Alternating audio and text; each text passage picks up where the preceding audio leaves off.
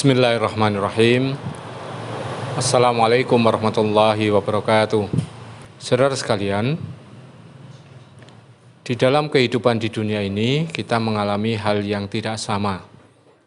Ada yang dilahirkan dengan kesempurnaan, ada yang mengalami kecacatan.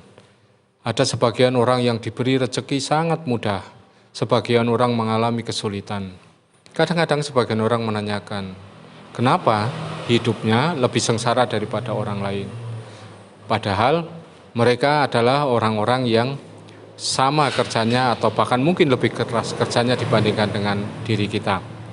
Nah, saudara sekalian, pemahaman kita tentang kebaikan dan keburukan dalam kehidupan di dunia ini, kalau kita memahami secara tepat, akan membuat kita lebih bersikap benar di dalam menghadapi berbagai macam tribulasi kehidupan berupa kesenangan atau kesengsaraan.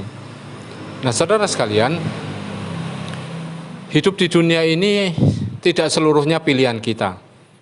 Sebagian di antara kita dilahirkan dengan pilihan-pilihan dari Allah SWT yang tidak bisa kita hindari.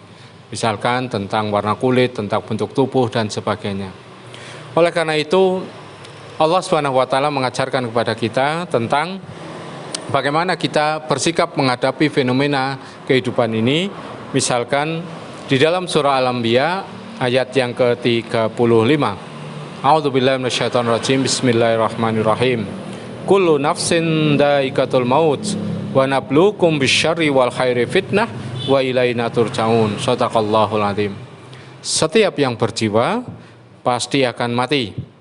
Dan kami uji kalian dengan keburukan dan kebaikan sebagai cobaan, dan kepada kami kalian akan dikembalikan.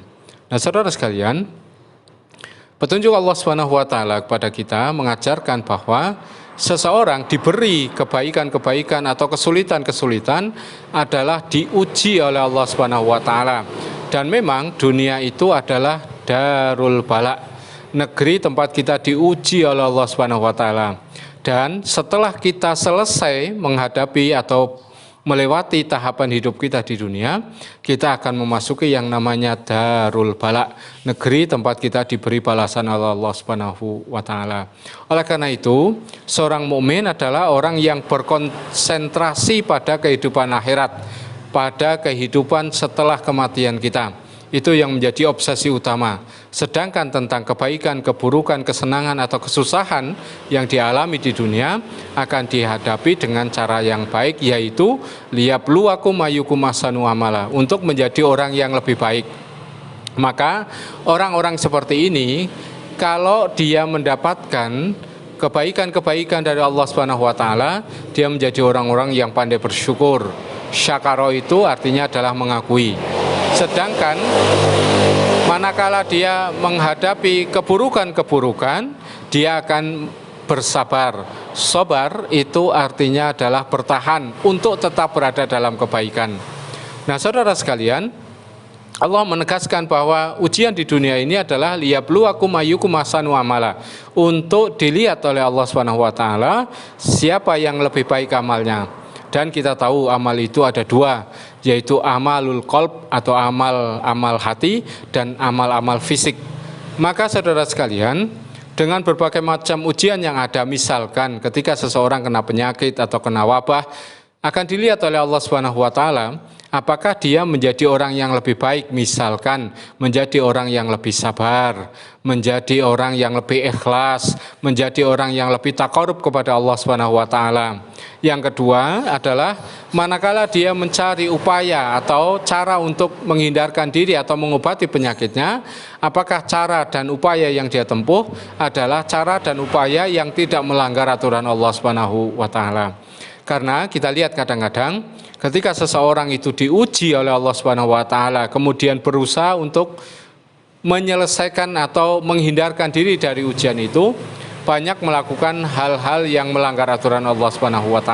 Misalkan dalam rangka untuk mendapatkan tambahan kekayaan, memenuhi kebutuhan, banyak orang melakukan manipulasi, berbohong, menipu, atau menggunakan cara-cara dengan melakukan kemusyrikan lewat dukun, paranormal, dengan jimat, dengan berbagai macam hal. Oleh karena itu saudara sekalian, tidak semua orang baik dalam sejarah kehidupan para nabi itu selalu mendapatkan kehidupan yang baik. Misalkan Nabi Ayub alaihissalam yang kita kenal, beliau adalah orang yang soleh, tapi pernah diuji oleh Allah Subhanahu wa Ta'ala dengan menderita penyakit seluruh tubuhnya, yang di dalam tafsir disebutkan mengalami komplikasi, kalau bahasa sekarang itu, sampai waktu 18 tahun. Tetapi beliau tetap bersabar dengan situasi yang seperti itu. Ada juga kisah Asia, istrinya Firaun. Ini adalah juga wanita yang sholihah, tetapi Allah mengujinya dengan mendapatkan suami yang seperti kita kenal. Firaun adalah manusia yang sangat kejam, yang mengatakan ana rabbukumul a'la, saya adalah Tuhan kamu yang tinggi.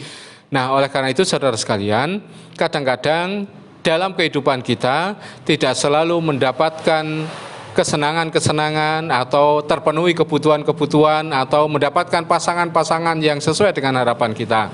Tidak lain itu semua adalah ujian dari Allah Subhanahu wa Ta'ala. Dan sebaliknya, manakala di dalam hidup kita mendapatkan sesuatu yang sangat menyenangkan, mungkin istri dan anak-anak atau suami dan anak-anak, mungkin bisnis atau usaha-usaha yang berhasil, atau mungkin berbagai macam kedudukan yang dimuliakan di hadapan manusia, tidak lain itu semua adalah ujian dari Allah Subhanahu wa Ta'ala.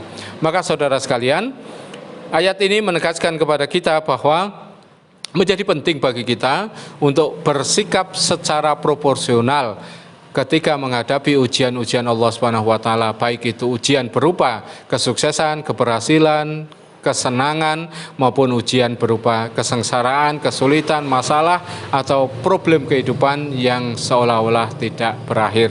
Demikian, mudah-mudahan bermanfaat. Alafu minkum. Assalamualaikum warahmatullahi wabarakatuh.